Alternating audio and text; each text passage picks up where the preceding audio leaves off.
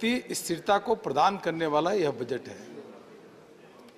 यह दूरदर्शी बजट जो देश के प्रधानमंत्री जी के नेतृत्व में निर्मला सीतारमण जी यहाँ रखी है, उसकी हम प्रशंसा करते हैं। माननीय प्रधानमंत्री जी का मैं अभिनंदन करता हूं। जब मैं कहता हूं गांव गरीब किसानों को समर्पित है बजट,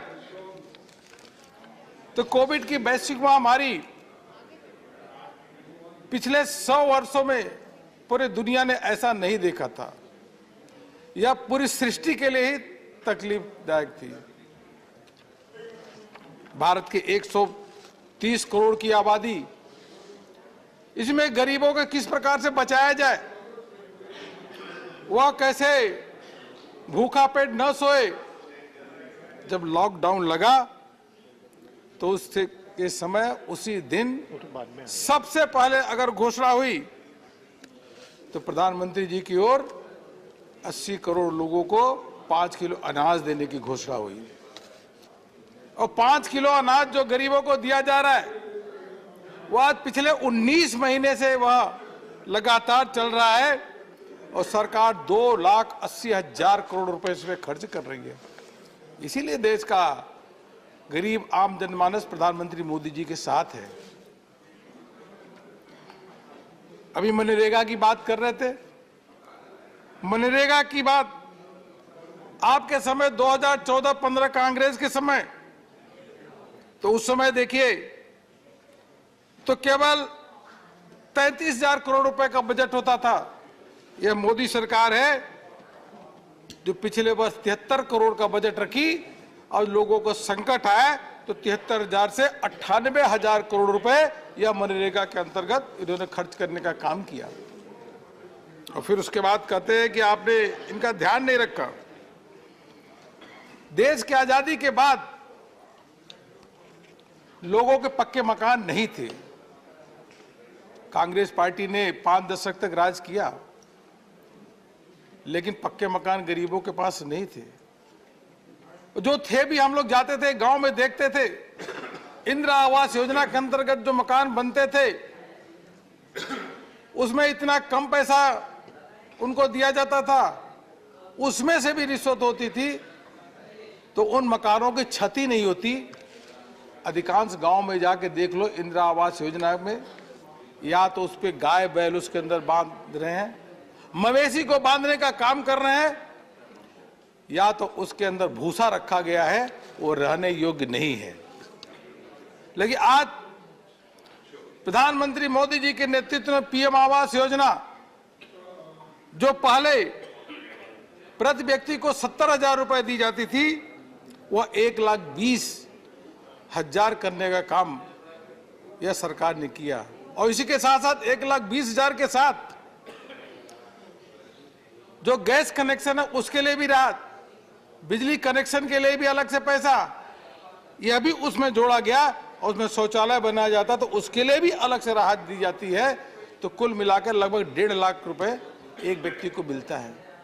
और एरिया भी बढ़ाया गया। अब 25 स्क्वायर मीटर के एरिया में मकान बन रहे हैं। 2 करोड़ से अधिक मकान बन चुके हैं।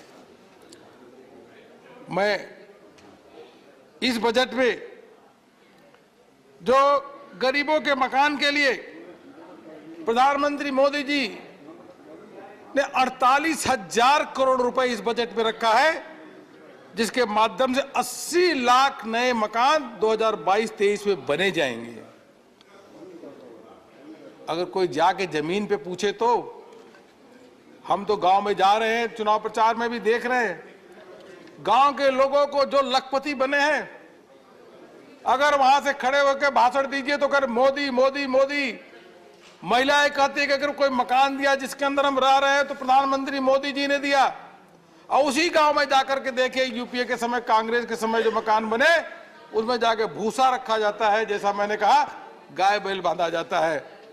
यह विश्वास प्रधानमंत्री मोदी जी के प्रति लोगों का है। गरीब खुशहाल कैसे रहे, वह स्वस्थ कैसे रहे। देश की आजादी के बाद जिन्होंने 5 दशक से ऊपर राज किया, उन्होंने कभी नहीं सोचा कि लोग को स्वच्छ पीने का पानी मिलना चाहिए। आदि बीमारी जो प्रदूषित पानी होती है उसके कारण ही होती है। बड़े बड़े बजट तो आए, लेकिन उस बजट में स्वच्छ पीने का पानी का प्रोविजन ही नहीं किया गया। अगर किया गया तो 1000, 2000, 5000 रुपए ही किया गया, इतना करोड़ से ऊपर उसमें डाला ही नहीं गया। हम सबको मालूम है कि लोग पीने के पानी के लिए कई जगह हैंड पंप से लेते हैं, वह भी प्रदूषित होता है। तालाब से ले आते हैं, वो भी प्रदूषित होता है। नदियों से जाकर के बहुत सारे दूर दराज के लोग जाते हैं, वो ले आते हैं, 3 से 4, 5 घंटे लग जाता है, फिर उस पानी को ले आते हैं और उसके बाद उसको बचा करके रखते हैं कि वह पानी 2-3 दिन किसी तरीके से दूर दराज के क्षेत्र उसको पी सके। लेकिन किसी ने उनको कष्ट को नहीं देखा कि अधिकांश बीमारी उस पानी के कारण ही होते हैं। देश के प्रधानमंत्री मोदी जी हैं जिन्होंने जल जीवन मिशन की 15 अगस्त 2019 को इसकी शुरुआत की है कि देश के हर नागरिक को, हर गरीब को नल से जल मिलना चाहिए, और जब वह स्वस्थ रहेगा, शुद्ध पीने का पानी मिलेगा, तो भारत की विकास तो अपने आप ही बढ़ेगी। क्योंकि अस्वस्थ अगर लोग देशवासी रहेंगे तो कभी भी उसके लिए देश का विकास, जीडीपी कैसे बढ़ सकता है। पिछले 2 वर्षों में 5.5 करोड़ घरों में पीने का पानी नल के जल के माध्यम से पहुंचाया गया। गांव के लोग मोदी मोदी का नारा लगा रहे हैं। और इस बजट में भी देखिए 60,000 करोड़ रुपए इस बजट में यह रखा गया कि 3 करोड़ 80 लाख घरों को अगले साल 2022-23 तक उनको नल से जल की व्यवस्था की जाएगी, वो शुद्ध पीने का पानी पिएगा। कुछ राज्य ऐसे हैं जो उसमें मदद नहीं कर रहे हैं। ये बगल का राज्य राजस्थान है तो बिल्कुल ही उसमें काम नहीं कर रहा है। वो जो टालम टोल करता है, केंद्र से पैसा जाता है, फिर भी नल से जल अधिक तेज गति से बढ़े, वो इसलिए नहीं करते क्योंकि लोग मोदी को श्रेय दे जाएंगे। इस संकीर्ण मानसिकता के साथ कर रहे हैं।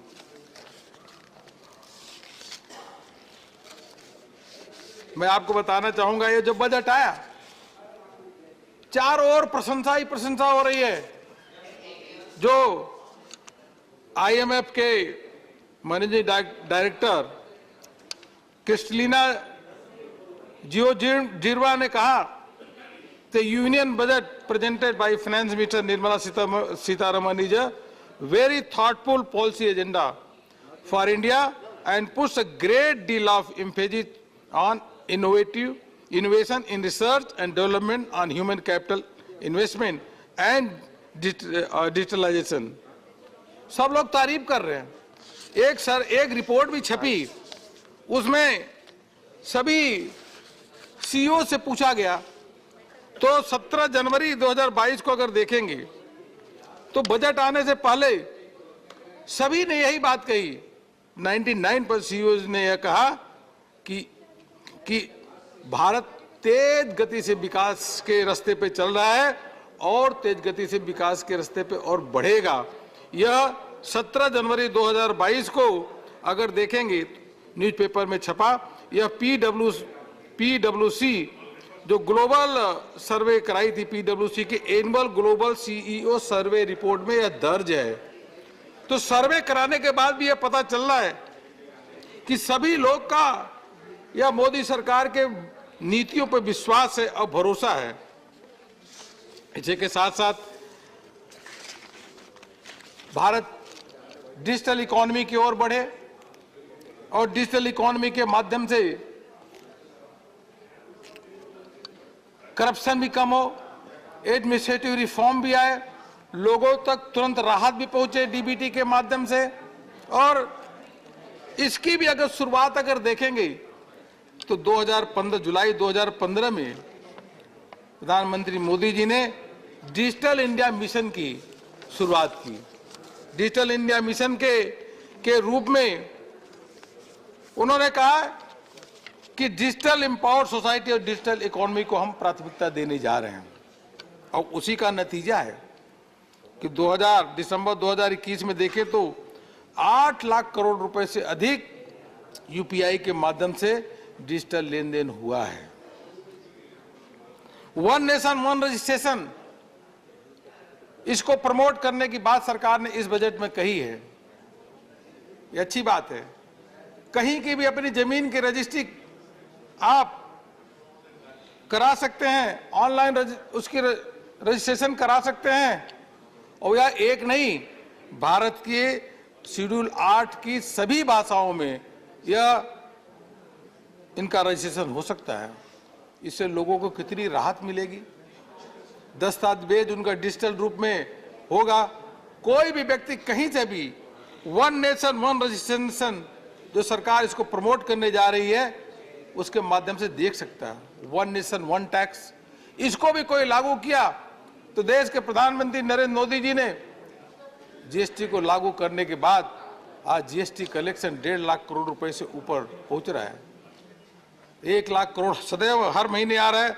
अब लगातार इसकी संख्या, इसका अमाउंट बढ़ता ही जा रहा है। गांव के लोग, वह गांव के युवा हैं, वह मोदी जी पे भरोसा करते हैं। सभी गांव में ऑप्टिकल फाइबर की केबलिंग हो रही है। आने वाले समय में बहुत शीघ्र सभी गांव ऑप्टिकल फाइबर से जुड़ेंगे। देश का कोई भी ऐसा युवा नहीं होगा जैसे शहर के उसको इंटरनेट कनेक्टिविटी मिलती है, गांव के भी उतनी तेज स्पीड से उसको इंटरनेट कनेक्टिविटी मिलेगी। और तो और 5G का ऑक्शन भी इसी वर्ष होने वाला है। उस 5G की जब ऑक्शन होगा तो इंटरनेट कितना तेज गति से चलेगा। गांव में भी दूर दराज क्षेत्र में जहां टेलीफोन का नेटवर्क कम होता है, वहां भी तेज से उस 5G कनेक्टिविटी आने के बाद युवा वहां से जुड़ सकता है, इंटरनेट को यूज कर सकता है। यह इस बजट में कहा गया है। लोगों को कई किलोमीटर जाकर के बैंक के लिए जाना पड़ता था। वो जाकर के एटीएम से पैसा निकालना हो, ऑनलाइन बैंकिंग करनी हो तो किलोमीटर उनको जाकर के बैंक के पास जाते थे, तब जाकर उनका पैसा निकलता था। मैं वित्त मंत्री जी की सराहना करूंगा कि देश के जो 1,50,000 पोस्ट ऑफिस हैं, 1,50,000 जो पोस्ट ऑफिस हैं, इस बजट में कहा गया है उनको सीबीएस से जोड़ा जाएगा। और सीबीएस से जब जोड़ दिया जाएगा तो कोई भी गांव का युवा अपने बगल के पोस्ट ऑफिस में जा करके वहां से एटीएम के माध्यम से पैसा भी निकाल सकता है, मोबाइल बैंकिंग भी कर सकता है और डिजिटली पेमेंट भी कर सकता है। इससे करोड़ों लोगों को इससे राहत और लाभ मिलने वाला है। आखिर देश की आजादी के बाद जिन्होंने शासन किया, कांग्रेस ने क्या किया? कहते हैं कि हमने बहुत कुछ किया, लेकिन उनको केवल निगेटिव ही दिखता है, जो कुछ किया उस सामने दिखता ही नहीं है। इसी प्रकार से जो अभी क्रिप्टो करेंसी,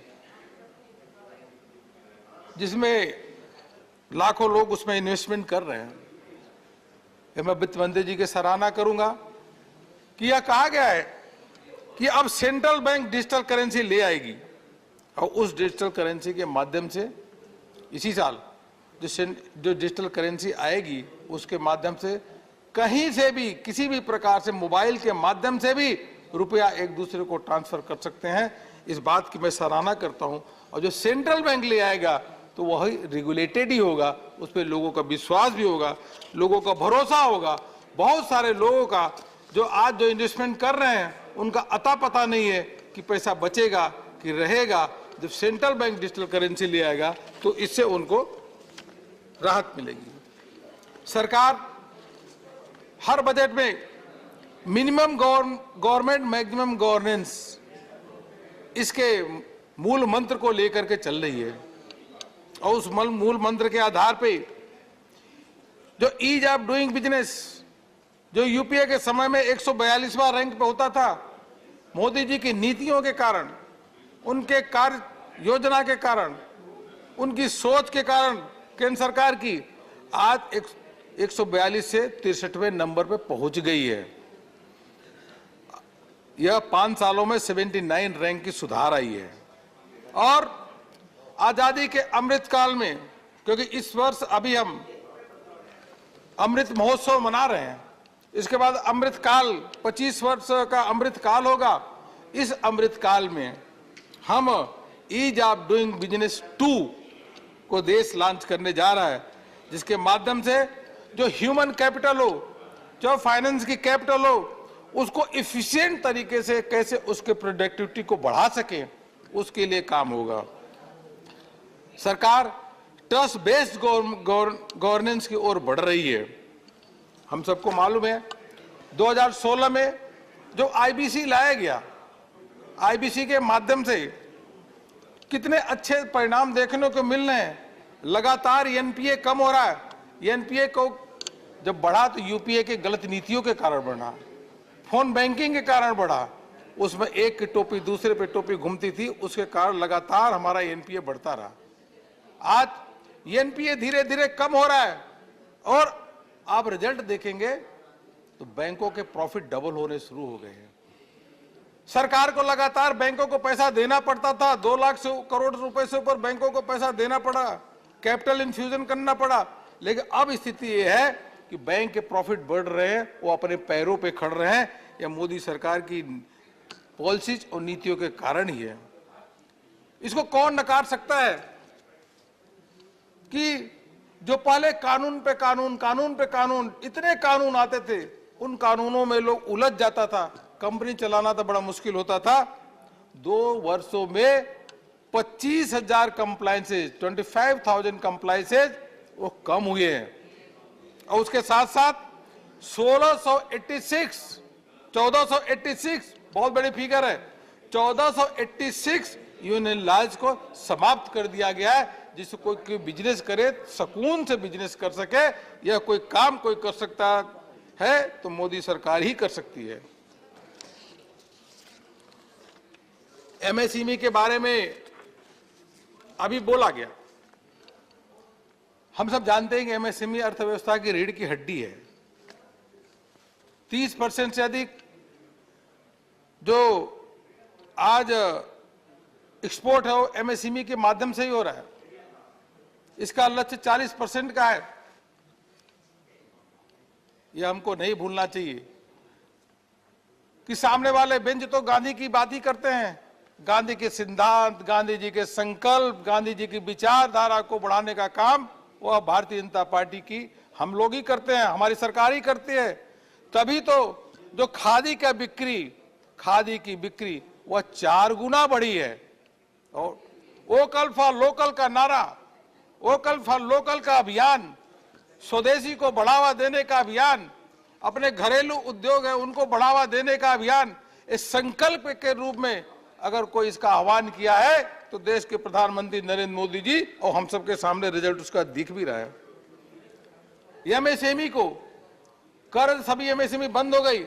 अरे 1,30,000 1,30,00,000 एमएसएमई को सरकार ने बिना गारंटी के लोन दिया है।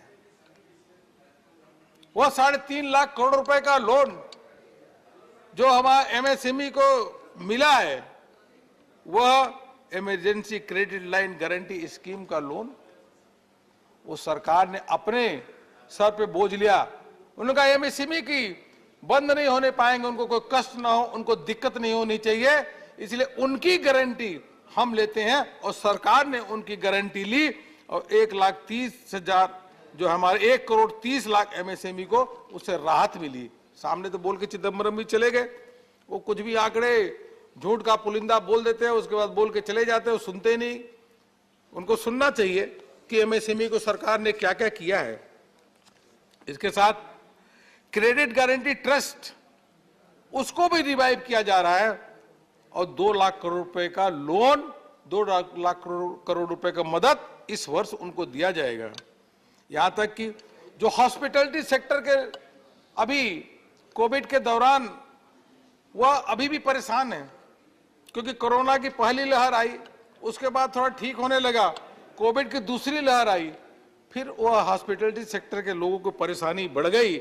इसलिए उनकी भावनाओं को, उनकी दिक्कतों को ध्यान में रखते हुए यह सरकार ने 50,000 करोड़ रुपए की फिर से कहा कि एडिशनल हम इमरजेंसी लाइन क्रेडिट गारंटी यह स्कीम उनके लिए ले आ रहे हैं जिससे उन लोगों को दिक्कत ना हो, सरकार गारंटी लेगी। वह हमारे जो छोटे हॉस्पिटलिटी सेक्टर के लोग हैं उनको दिक्कत नहीं होने देंगे।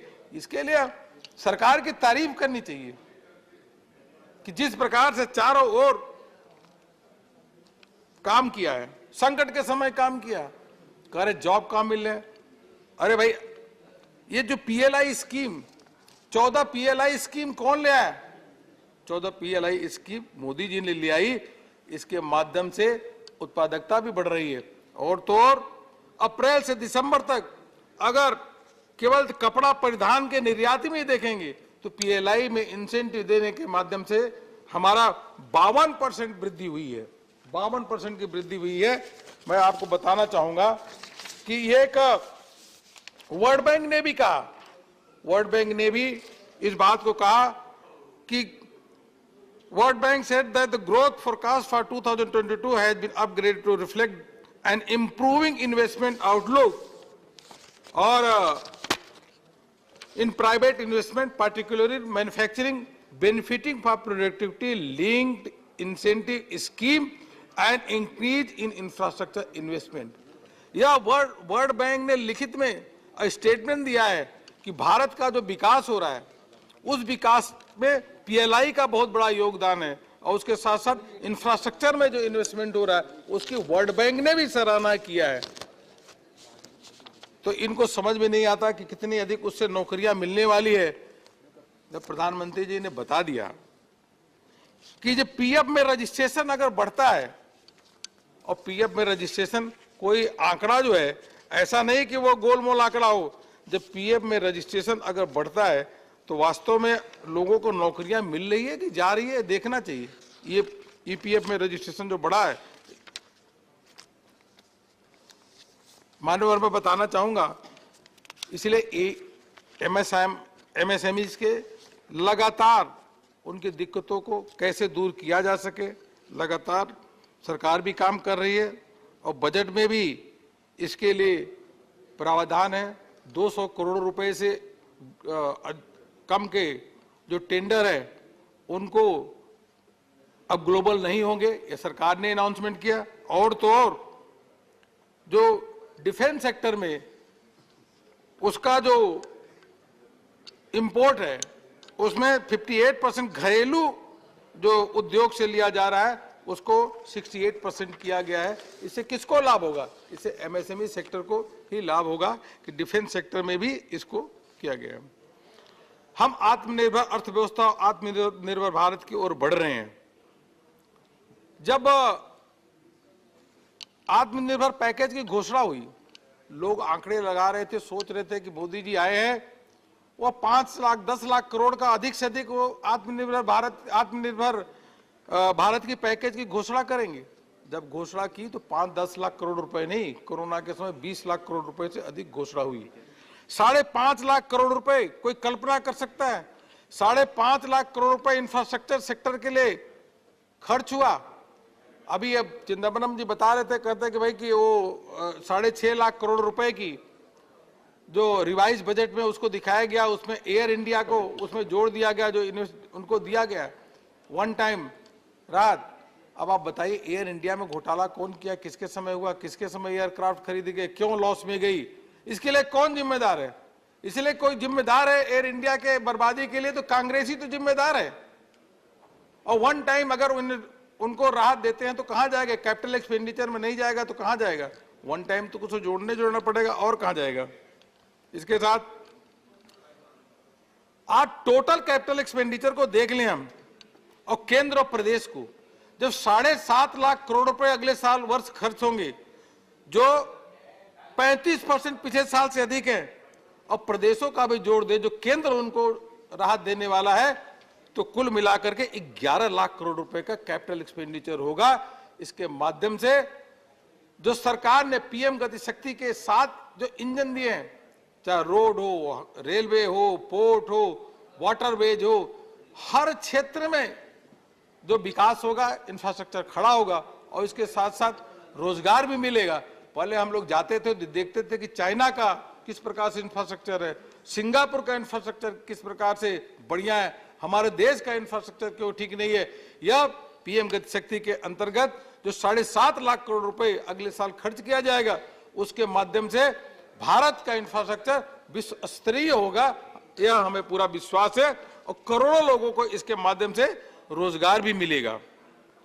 इतना सब कुछ होते हुए भी वित्त मंत्री जी की तारीफ करना चाहेंगे कि जो फिजिकल डेफिसिट है, सब कुछ इतना भारी भरकम 49,49,000 करोड़ मतलब 40 लाख करोड़ का बजट देने के बाद भी इसको अपना वित्तीय घाटा को 6.4% पे ही लिया करके वहीं तक उसको रखा, ये बहुत बड़ी उपलब्धि है।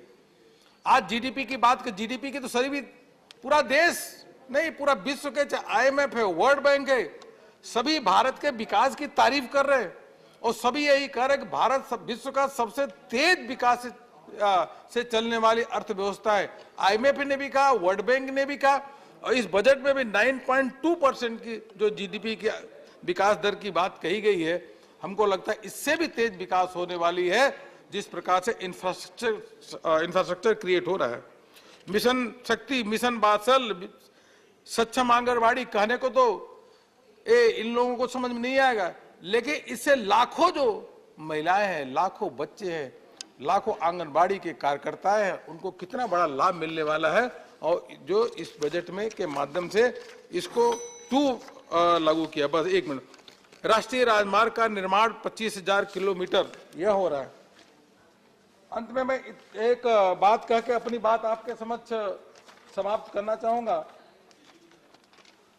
इतनी परेशानियों के बीच में भी अर्थव्यवस्था भी तेज गति से चल रही है। भारत की आज विश्व के लोग सराहना भी कर रहे हैं।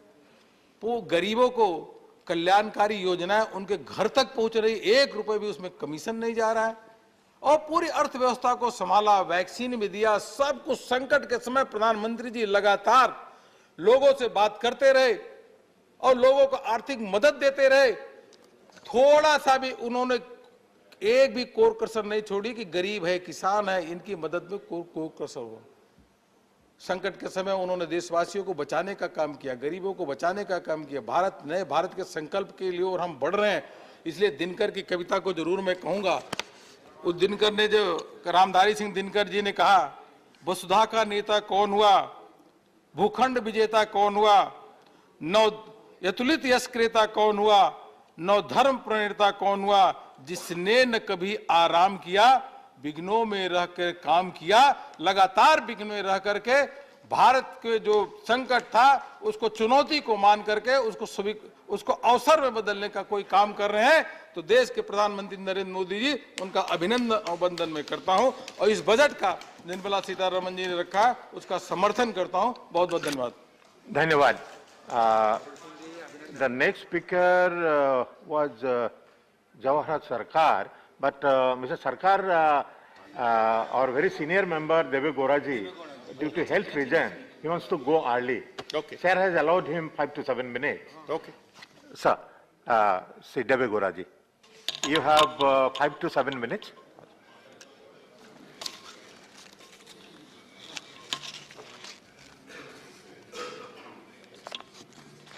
Chairman, sir. I am going to confine myself about linking of rivers. I do not want to discuss about the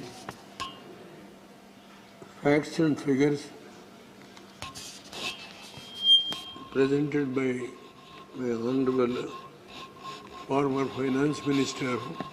We worked together in 1996.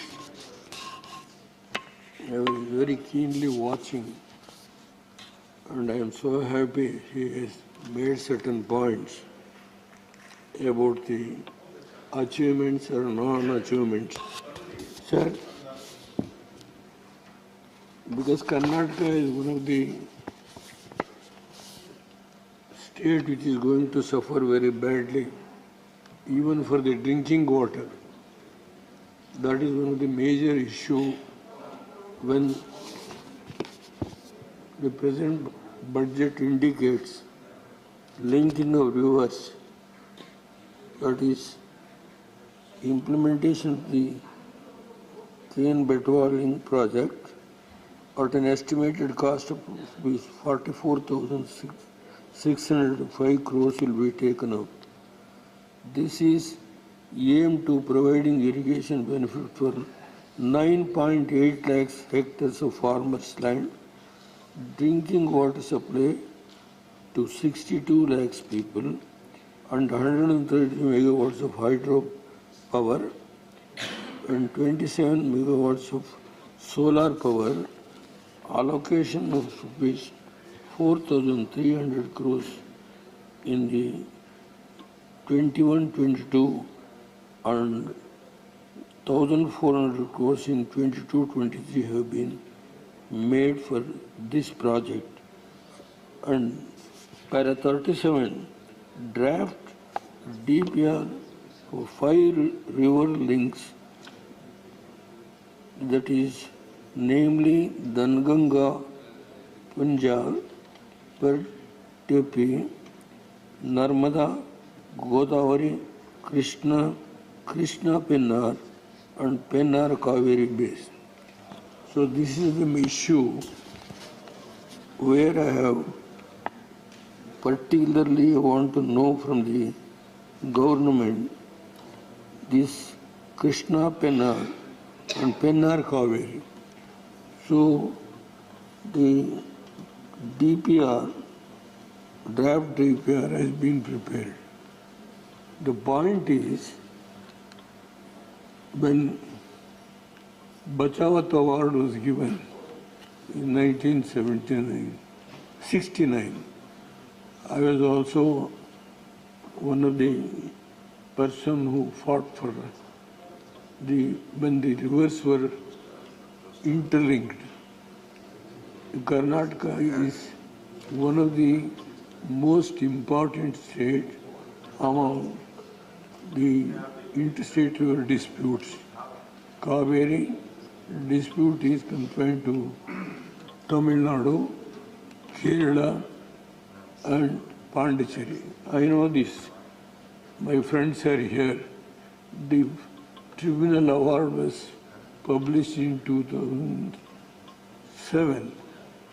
And I don't want to go back to the merits and demerits of the award, which has also been questioned in the Supreme Court through an SLP, and the Supreme Court also has given the verdict. Now the point is about the drinking water. What my friends are also here, there is nothing to suppress any information. The Supreme Court has given 4.17 consumptive use for the drinking water for Bangalore city. Sir, Bangalore city population was calculated in 2011, the population 85 lakhs. Today, my friends are here, today the population is in Bangalore alone 130 lakhs population. Sir, 4.75 lakhs of 75 TMC was allocated by the Supreme Court,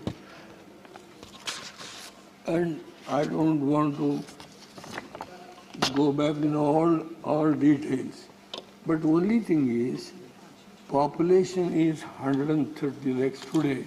We are already utilizing out of the whatever the Supreme Court has decided, 284 TMC for Karnataka and 400 TMC to Tamil Nadu. The drinking water problem for the Bangalore city, they say it will not come under the purview of the catchment area. That is why we have not taken into consideration to allocate for the drinking water 1/3 Bangalore city. So that is the problem. Sir, while the rivers are going to link earlier Mahanadi to Kaveri that was K.L. Rao's period. I don't want to go to back all those decisions. But one thing now, my friends also, I am draw their attention, make it also one of the issue. Now, sir, this when Thiru Karunanidhi, late Karunanidhi, was supporting the United UF government, where I was the Prime Minister for 11 months, I discussed with late Karunanidhi, sir, the government of India itself is going to fund, and we will construct by union, because see, we are all brothers. There is nothing to suppress. And now whatever happened. He has not accepted. And the issue was also one of the points raised by Karnataka in the tribunal. The tribunal has not said anything whether construct or not to construct. They have kept silent. That is the position. And Karnataka today, we have trying our best to convince the union government to construct this project on our own.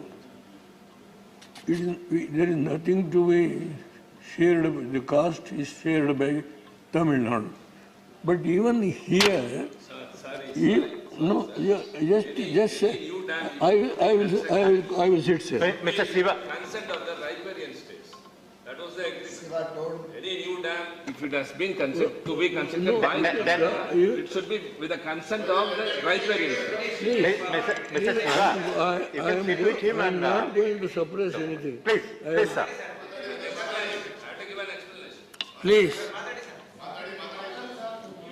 Please, sir, have some sympathy for the drinking water.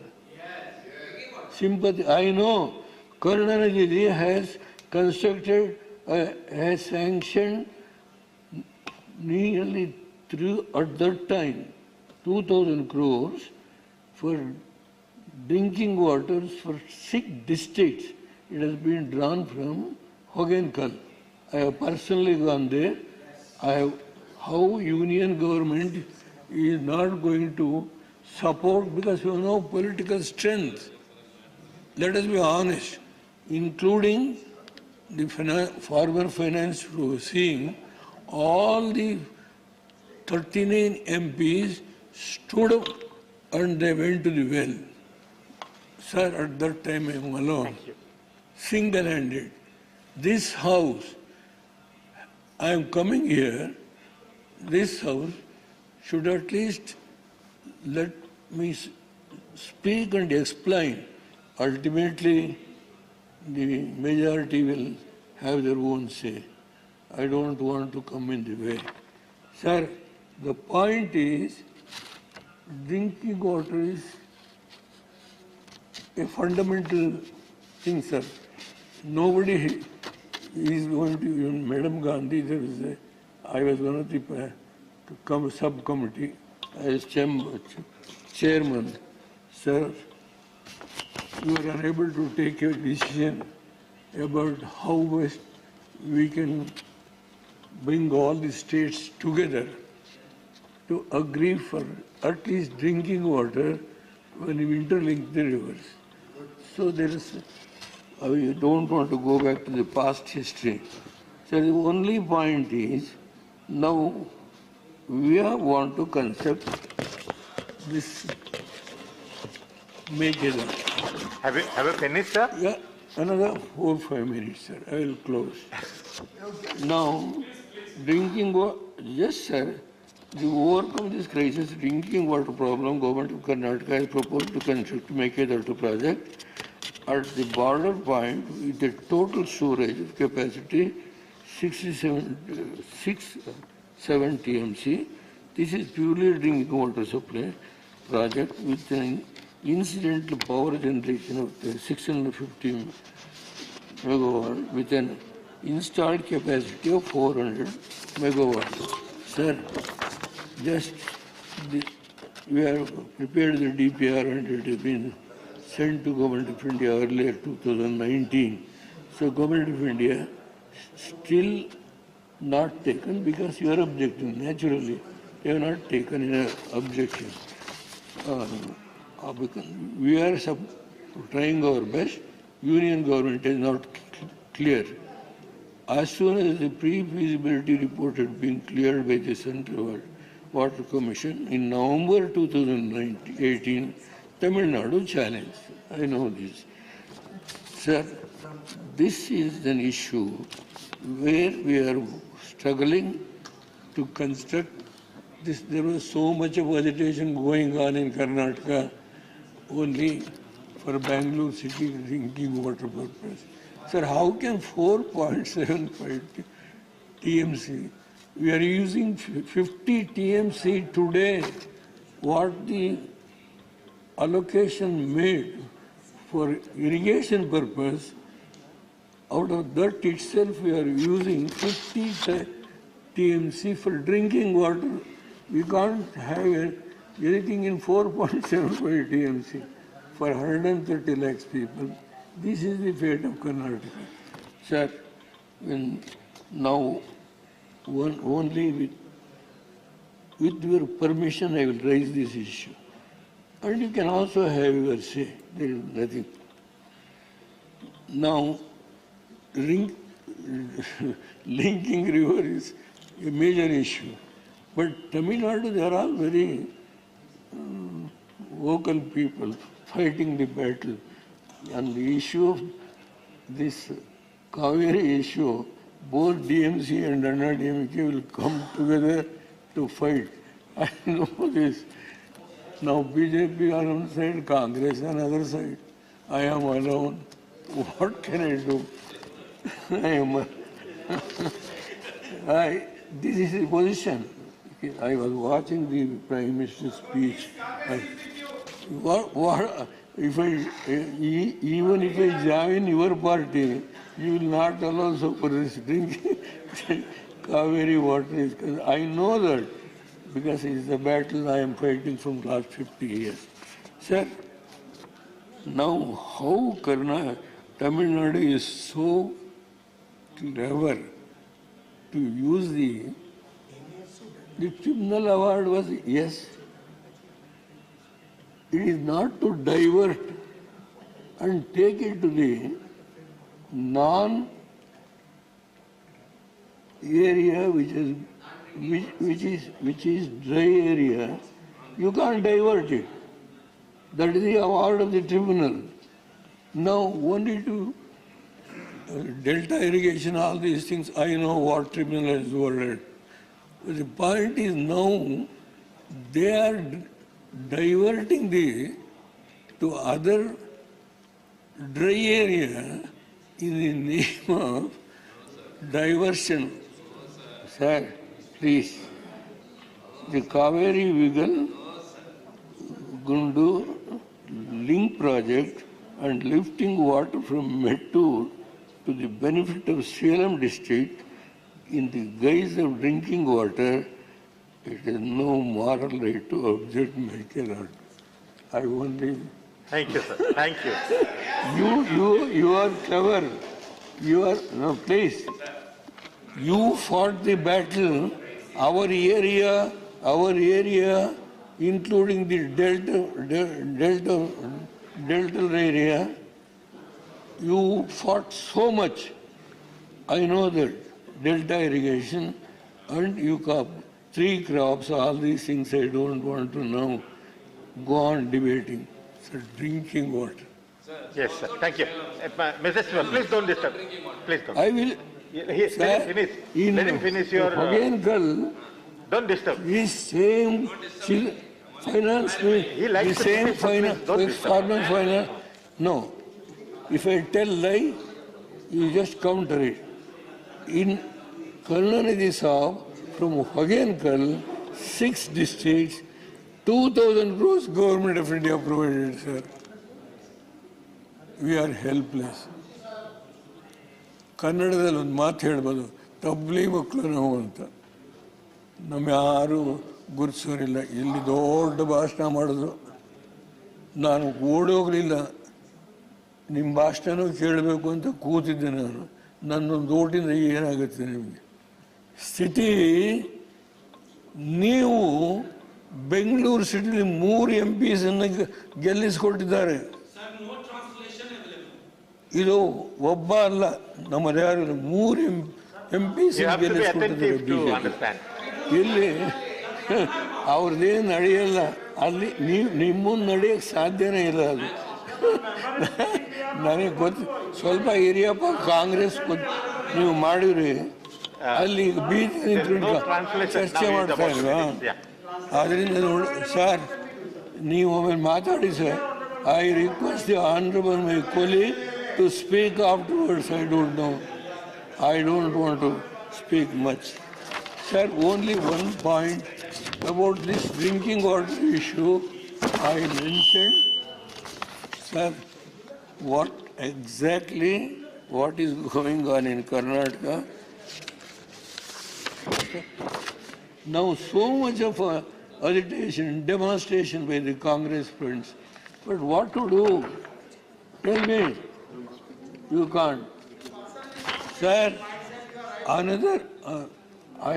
my responsibility is to raise the issue concerning the state, not on the basis of the political consideration. Sir, only 2 points. Sir. Upper Bhadra project, the revised estimate amounting to 21,433 crores has been administratively approved by the government of Karnataka in December 2020. The proposal is to utilize 29.9 TMC water to irrigate 2.25 lakhs hectares in Chikmagalur, Chitradurga, Tumkur and Davangere districts in Karnataka. It also proposed to fill up 367 tanks. Okay. This project, no objection. Please conclude. Sir, I only No, don't have pray time. through Don't you. have time. The You are exhausted? No, I am not an ex-prime More than the minister. allotted time. I am an ordinary member here. I am not claiming on that. I don't want to claim all those past history. The expenditure, so far an expenditure, 5,000 crores Karnataka government, without resources they are struggling. It's the BJP government. I am not going to call the plead next speaker, for sir, I am BJP sorry. government, for the people of that area. 5,000 crores we have spent.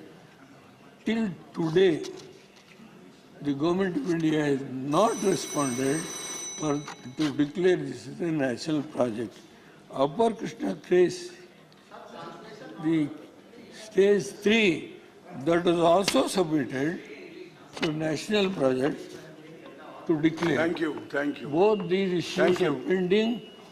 The floor leader is sitting here, Mr. Goel. You are the floor leader. At least convey this to your Prime Minister and the irrigation.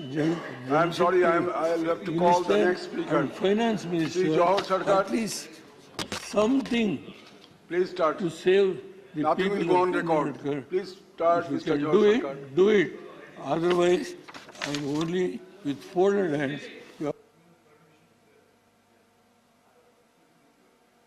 Start, Mr. Johar Sarkar. Yes, I am under instructions. His mic is off now. Sir. Yes, start.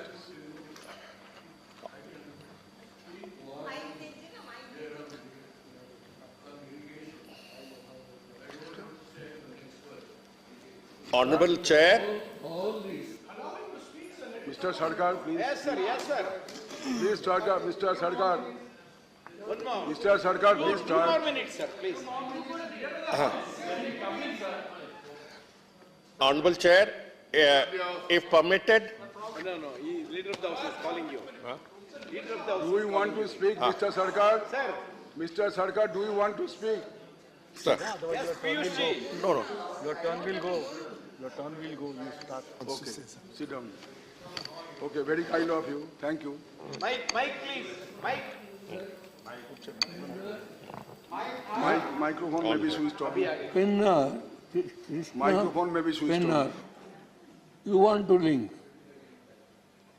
130 TMC of water will go to Tamil Nadu.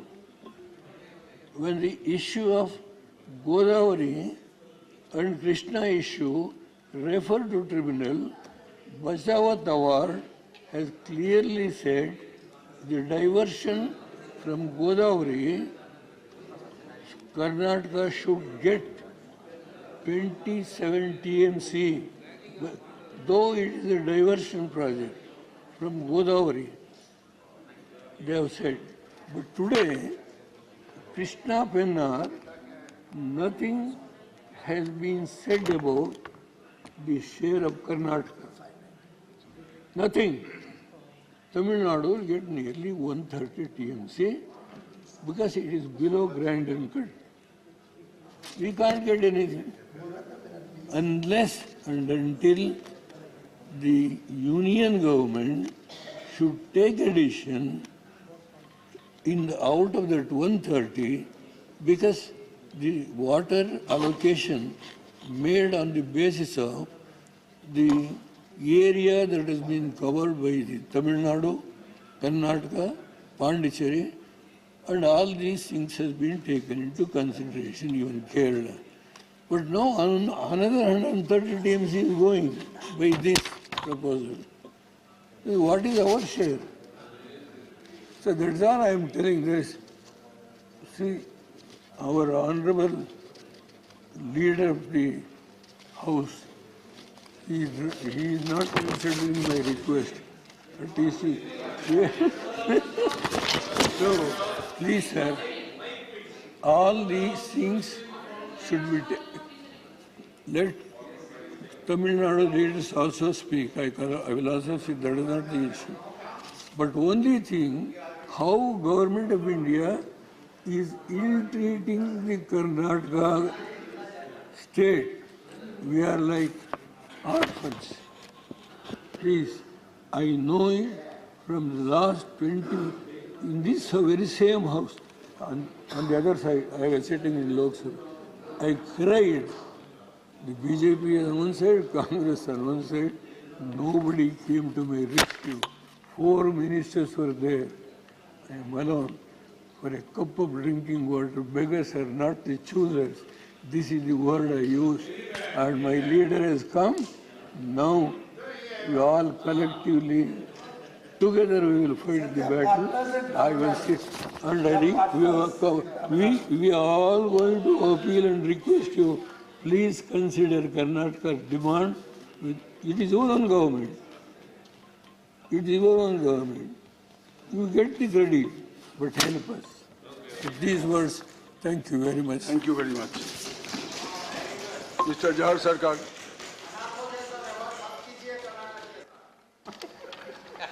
Honorable Chair, honorable members, it is my proud privilege to be following the budget debate after an honorable ex-Prime Minister of India.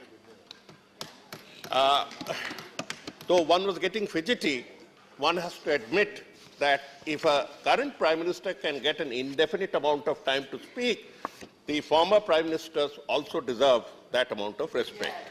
And after all, everybody will become a former Prime Minister. When I look at Dr. Manmohan Singh, Mr. Devegowda, I'm reminded of I'm reminded of the grace that is necessary for the chair of the Prime Minister. Be that as it may, I would like to analyze, I tried to analyze the budget because it has been my job for a large part of my 40 years in service to prepare budgets and to understand them. There are hidden codes written by bureaucrats within budgets with no aspersions. But this one, I was one. That's what I'm saying. Now, having said that, this budget defies such an analysis. I wish I could describe it as insipid, tasteless, directionless, but I would be failing in my duties if I do not point out to the nation that this budget also carries the seeds of the perpetuation of inequality in a manner in which we have hardly ever seen before. It institutionalizes the difference between classes in India. Okay, just for figures, you are taking it up to 39.45 lakh crores. It's a record increase. But on the resource front, we find that receipts other than borrowals are in the range of 24 lakh crores. Now that is where the catch starts from, and I'll explain as I go along. The central tax revenue, you're keeping 19 lakh crores for yourself and giving states 8 lakh crores. This is not the place to discuss the state-centered devolution, but at some point of time, we must get together on this and change the basic structure. We cannot go on an inequitable structure. The only bad news is the good news. That is, on this investment, you are failing miserably. First of all, nobody gave you a right to sell off the assets that the nation created for 70 years, that much wanted 70 years, but you have failed in that. Inefficiency in this part also. Your budget was 1.7 lakh crores. You are doing 75 lakh crores. 1 lakh crore shortage on that. It impacts on the budget because you had booked that. National monetization pipeline that you announced with a lot of fanfare and aggression, 8,000 crores. You will hardly get 8,000 crores. So these impact the budget. These impact the budget. Nobody authorized you to sell off. But then there are two major worries. And I express this on behalf of the All India Trinamool Congress and on behalf of many right-thinking persons. That one is on the fiscal deficit. Mr. Chidambaram before me spoke of the fiscal deficit. And he mentioned the figure of 6.9% fiscal deficit. It is extraordinarily high, and it impacts on India's image before foreign investors that you keep talking about. 6.9. You will try to bring it to 6.4 this year. I doubt it. I doubt it. Now, there's an interesting part about how the receipts of the government come at the moment. Okay, this is just for refreshing. Corporate income tax or corporation tax gives us 7.2 lakh crores. Corporate income tax gives us 7.2 lakh crores. Income tax, with all the machinery and all the officers and all the powers, gives us 7 lakh crores, personal income tax. GST, the central part, is 7.8 lakh crores. And central excise that was taken up to rocketing high levels, mainly on petrol, gives us less than 4 lakh crores. So let us remember that the taxes are between 7 and 8 lakh crores, so the three major verticals of taxation. Number one, I shall bring forward 2 points here. One is about the fiscal deficit, which I already have mentioned, and immediately following that is the point of borrowal. The borrowals that are extremely dangerous for any nation. Your borrowals, you have increased by 130%. 130% the burden of borrowing since you came to power.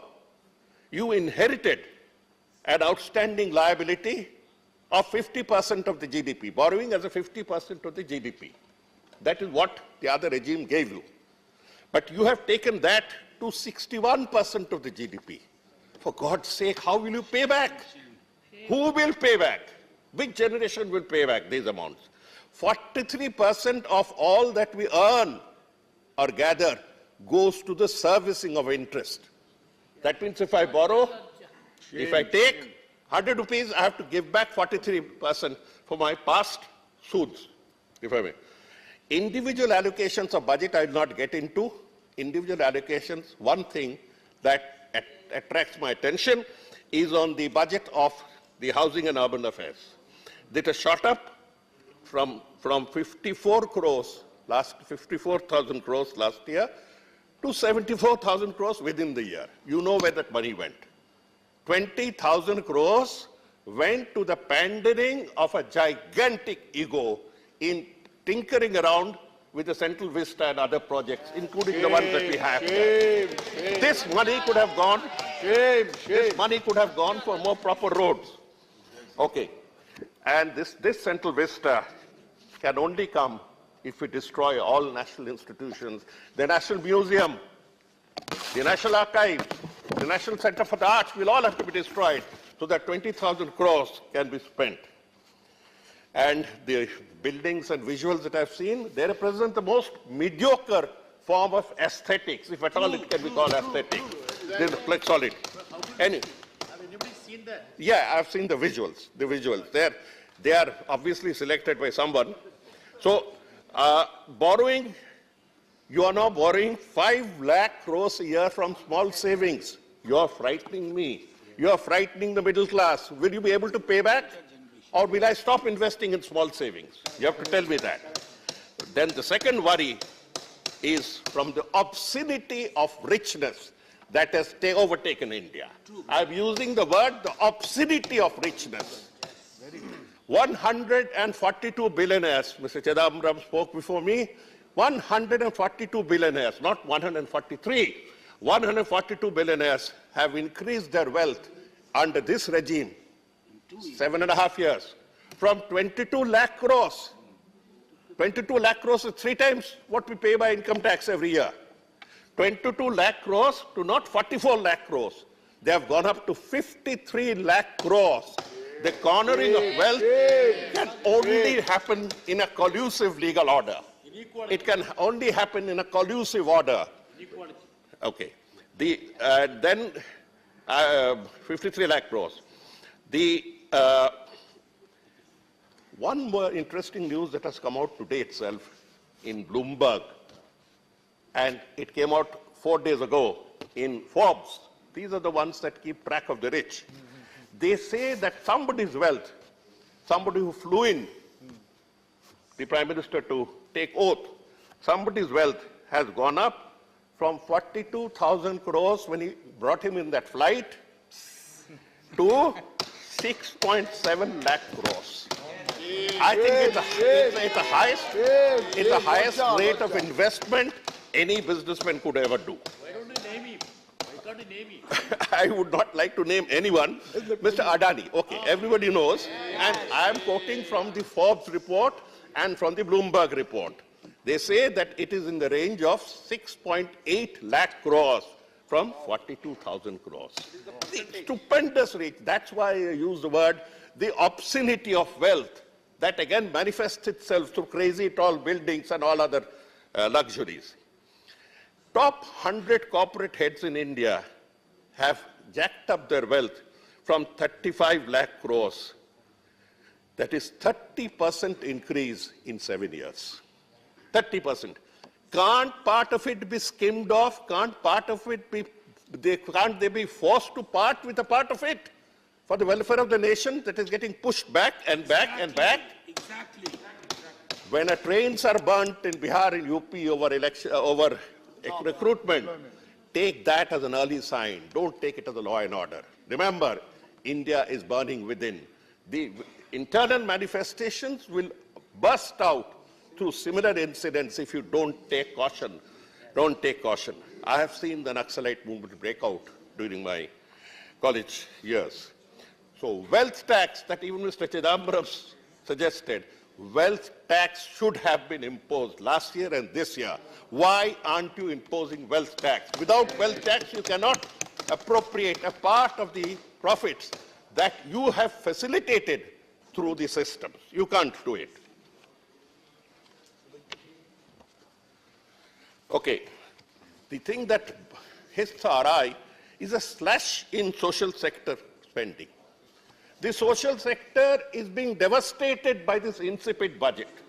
Is being devastated by the insipid budget. Food subsidy has been slashed by 80,000 crores. True. 80,000 crores. Who authorized you to take away food from the mouths of the poor? The Prime Minister mentioned that I have reached food to 85 crore Indians. 85 crore Indians among 130 crore, actually it's 135 crores.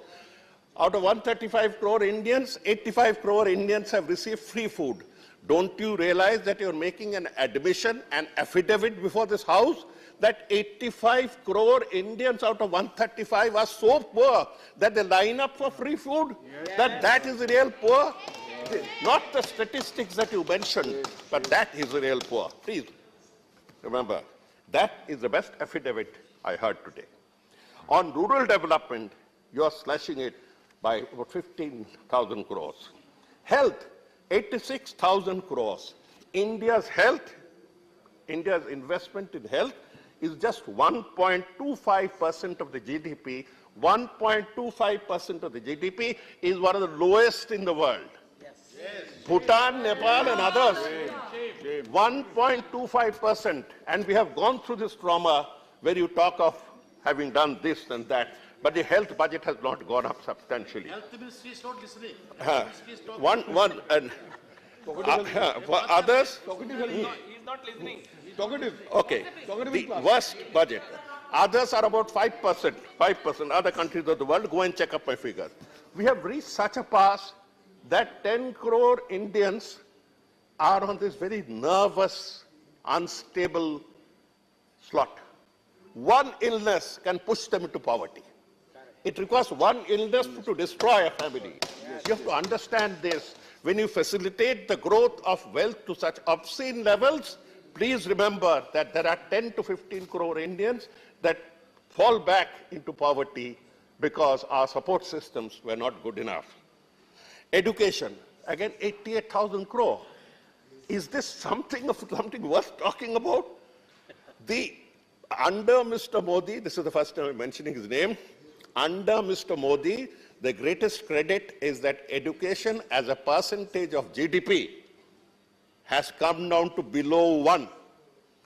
Below 1.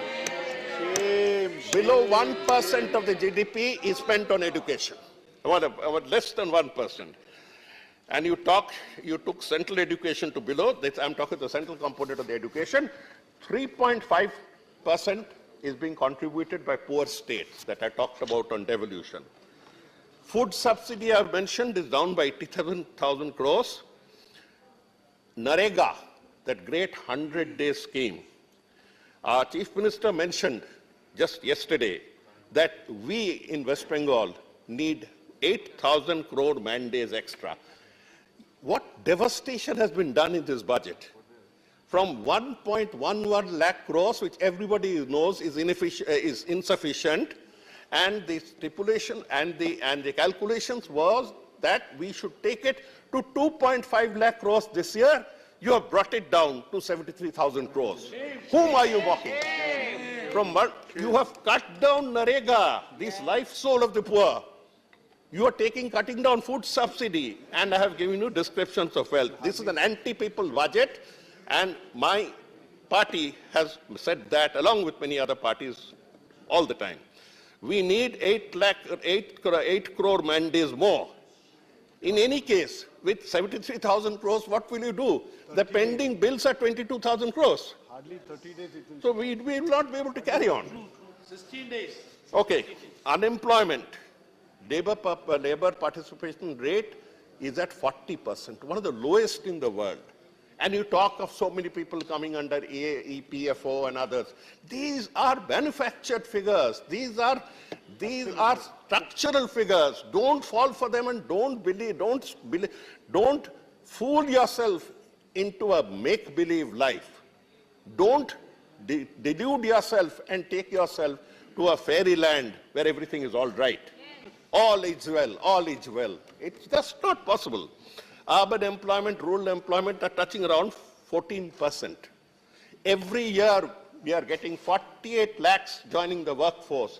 And so far, we have been able to provide only 12 lakh, 48, we are getting 48 lakhs joining the workforce. And we have been able to provide job for only 12 lakhs. Where will the remaining 36 lakhs go? Do you want Bihar train fires again? Now coming to the unkindest cut of all, woman and child. Children are our future. The palace, anyway, the children are our future. The child supplement, children's supplemental nutrition, children's supplementary nutrition was 8.3 crores when you came to power. Now it is 6.7. Shame. 6.7. At 24% slash on the nutrition that goes into the mouths and stomachs of babies. Preschool education children, in the last 5 years have come down from 3.4 crores to 2.3 crores. And you talk about education. You talk about national new education policy. You give fancy slides. Get out of this charmed world of presenters and marketers. Anganwadi workers are about 26 lakhs and they get a miserable salary.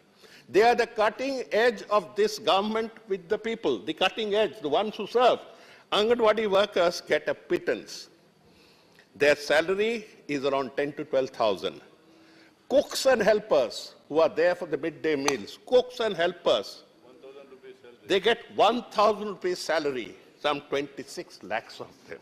Please look at them. Mr. Prime Minister, Mr. Finance Minister, it is not a criticism, it's a humble request from our side and from our party's side.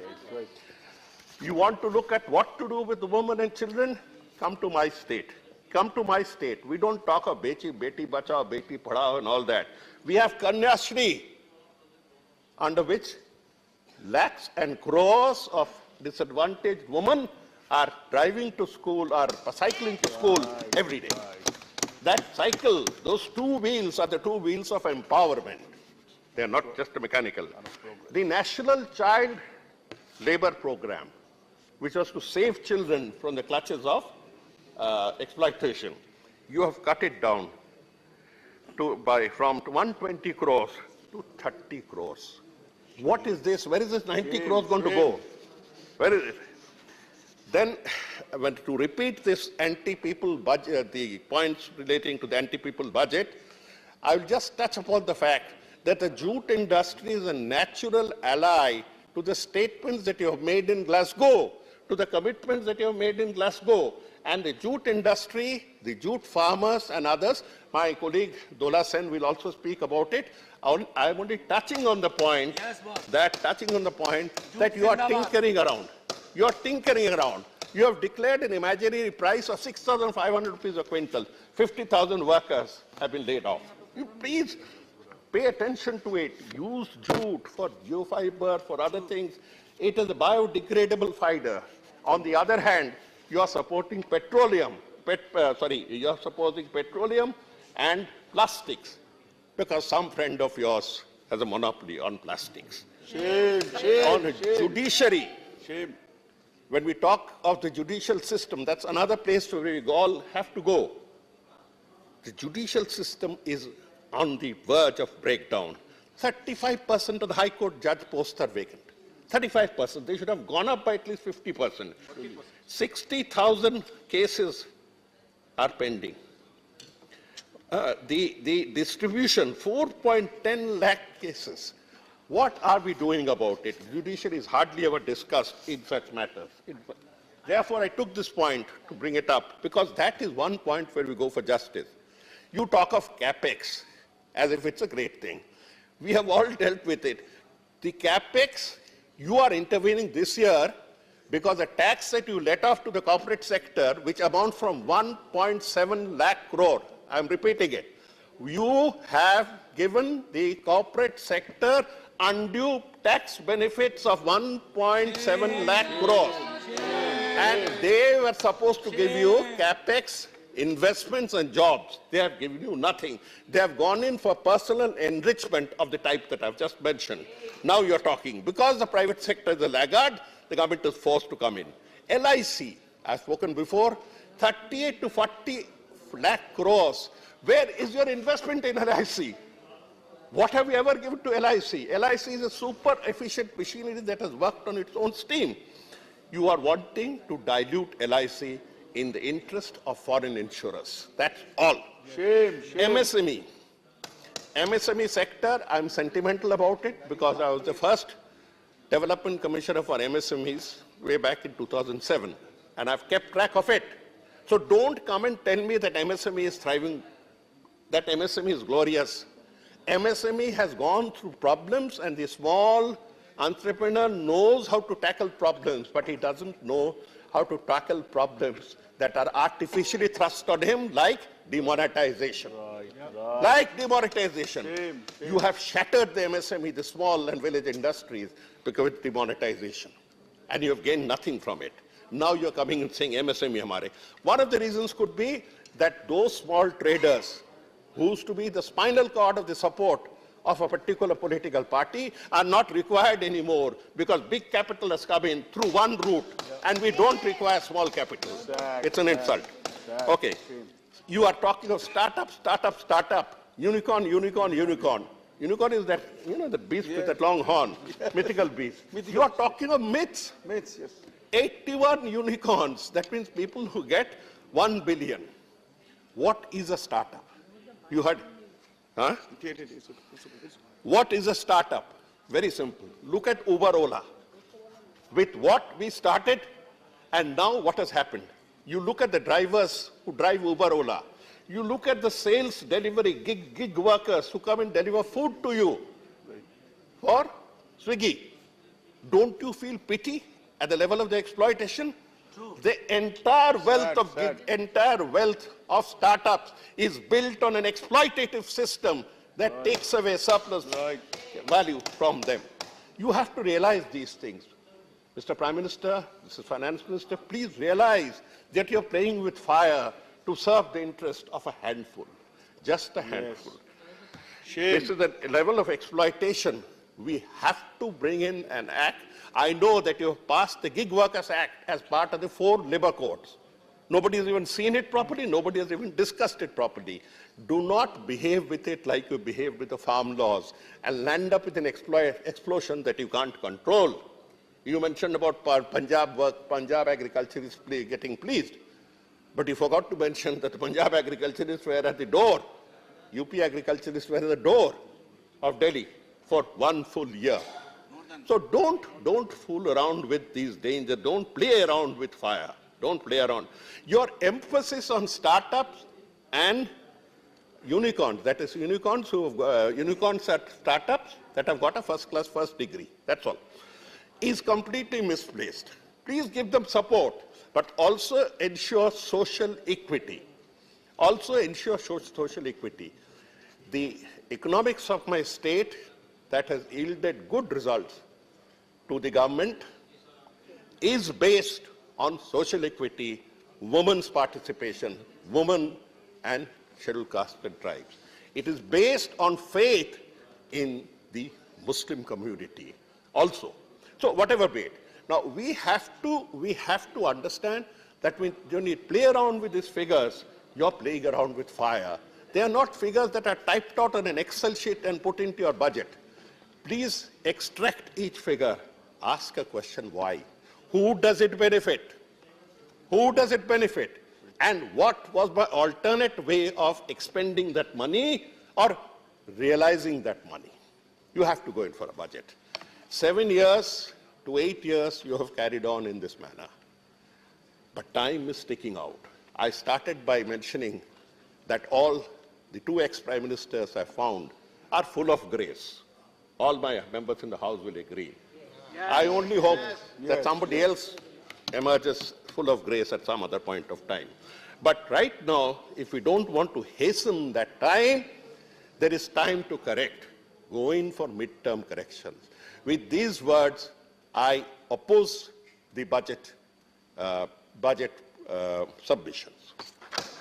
Thank you. Thank you for mentioning the time.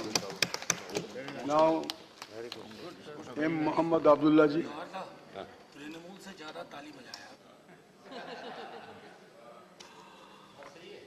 Honorable Vice Chairman, sir, thanks for the opportunity given me to speak on this day.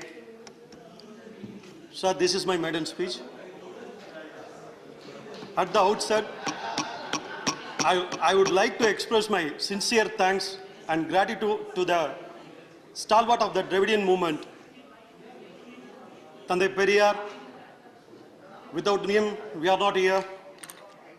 Our founder leader, great Anna, former Chief Minister of Tamil Nadu and former member of this August House, where today I stand to represent Tamil Nadu and its people.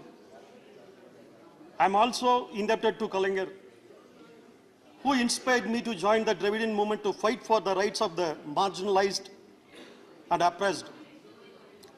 I am eternally grateful to our DMK party president and Honorable Chief Minister of Tamil Nadu, the man of humanity, Mr. MKS, and our DMK Youth Wing Secretary, Thiru Udayanithi Stalin MLA, for choosing me to represent this interest of our state and its people.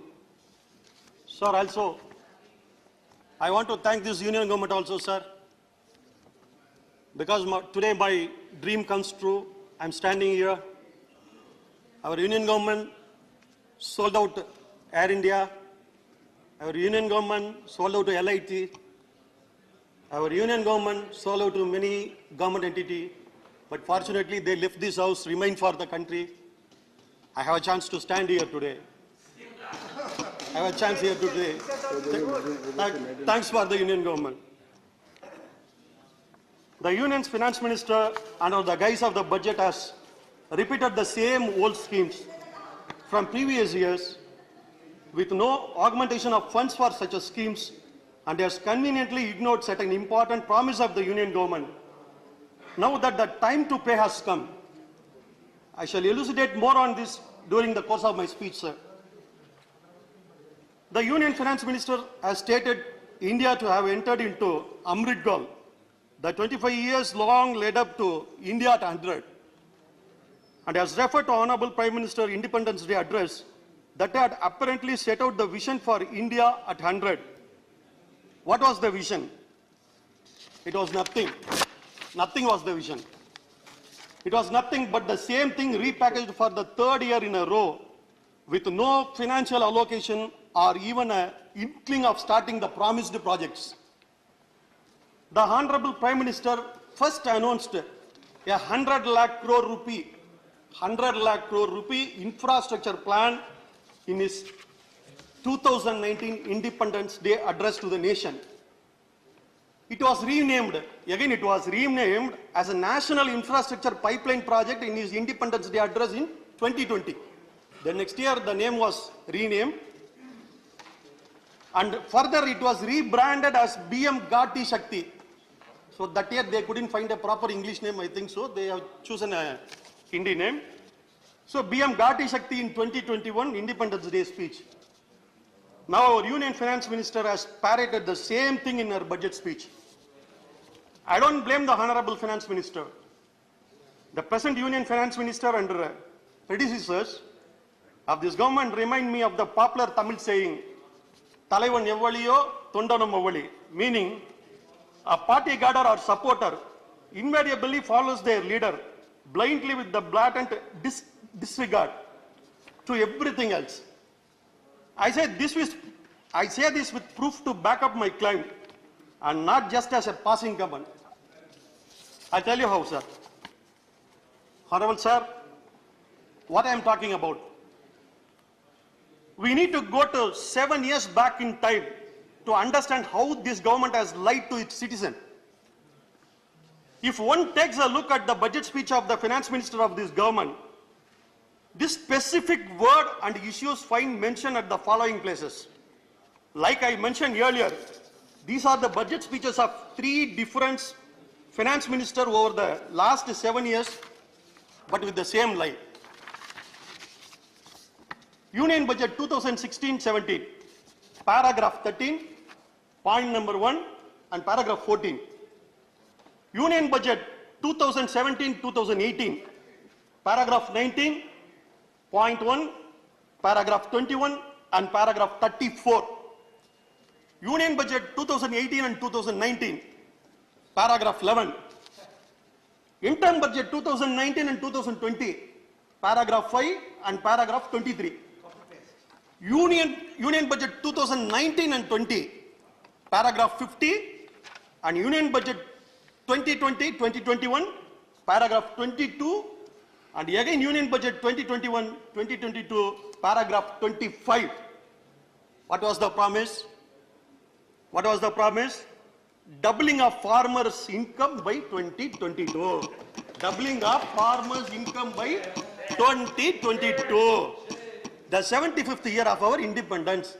It was clearly written in all the budget.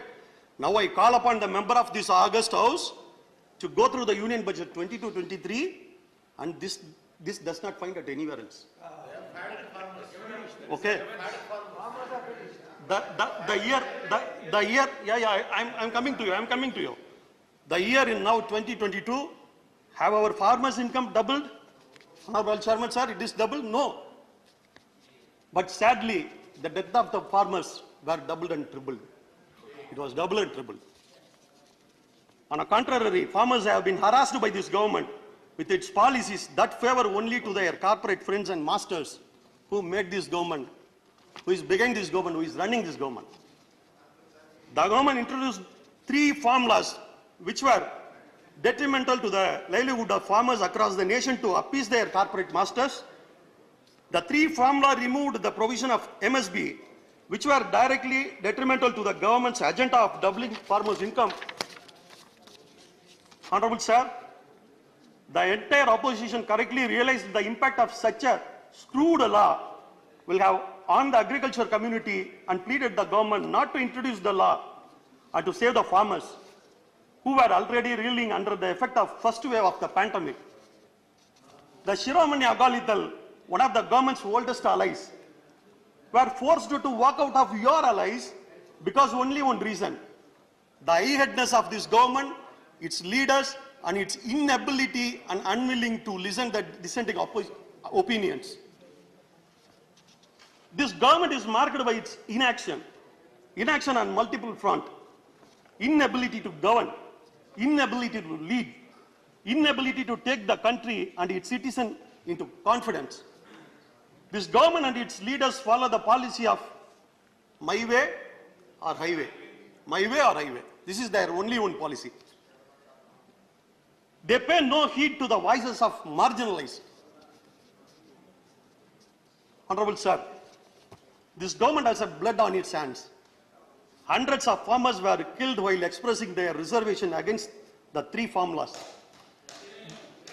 This government finally repealed the farm law during winter session 2021, not because it realized the detrimental effect of representation from farmers, but because of the 5 state elections that are currently underway.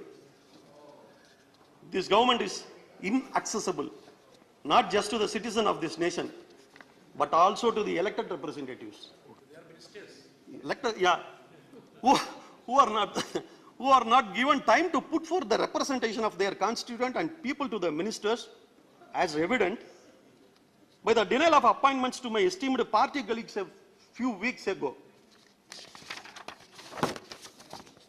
It should be noted that after the conclusion of Tamil Nadu Legislative Assembly, once the Tamil Nadu Legislative Assembly over, that election in 2021, the Union Finance Minister have conveniently forgotten Tamil and Tamil poets and their words, which has not found a place in their budget speech this year. Because the election is over, Tamil is also over from their budget speech. In a parliamentary democracy like ours, the Prime Minister is considered as the primus inter pares. It was told by Shivana to me, many times he told, yeah, first among the equals. He is first among the equals, and the role of the cabinet is to aid and advise the Prime Minister in the discharge of his duty. But here, it doesn't appear so. The great Tamil poet and philosopher Thiruvalluvar in his magnum opus, Thirukural says, Arigundru Ariyan eninum urudi, Ulai irundan kural kadan. Meaning, although the king may be utterly ignorant, it is the duty of the ministers to give him a sound advice. On a contrary, the minister here are busy praising the emperor's new dresses. They are too busy. They are very too busy. And another one important issue I want to talk, sir. The budget imposes 30% tax on the transaction of cryptocurrencies. Cryptocurrency. To note here that cryptocurrency are not yet legalized in this country. It is not legalized in this country as yet, but the taxation shows that it is legal only by paying tax. Okay? But since there is no regulatory body or institution to control, it cannot be considered as a legal asset. It is illegal. It becomes legal by collecting tax. Though you are collecting tax, there is no regulatory body. I want to tell you one thing, you can sell the drugs, which is illegal, but if you pay, it will become illegal. But if there is no regulatory body, can you find any difference between these two? Mr. Abdullah, once again. Yeah. You may continue speech tomorrow also because there is time constraint. I have to make an announcement. Thereafter, special mentions are there. So please sit down. Tomorrow you may continue. Tomorrow you will continue. My flow will go, sir. Give me 1 minute. I want to finish with this. Then I will continue tomorrow. Okay. I just want to finish with this matter. Then tomorrow I will continue the next one. Sir, you are collecting the tax for the non-legalized thing. Is there any system that exists in the world like this, sir? Huh? There is a practice of taxing legalized system across the world. Yeah.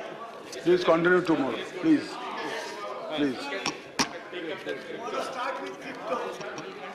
Thank you, sir. Thank you.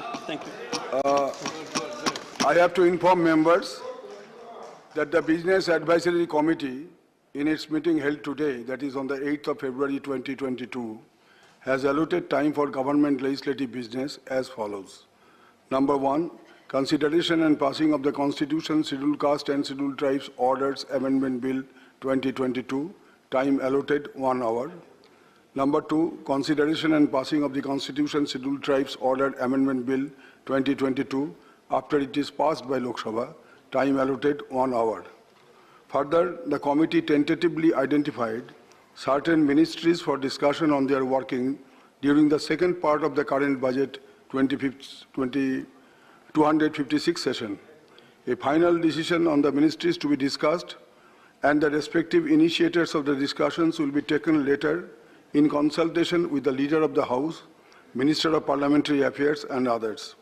The committee also recommended that in order to complete general discussion on the Union Budget 2022-23, the 0 hour and question hour for the sitting scheduled on the 11th of February 2022 may be dispensed with.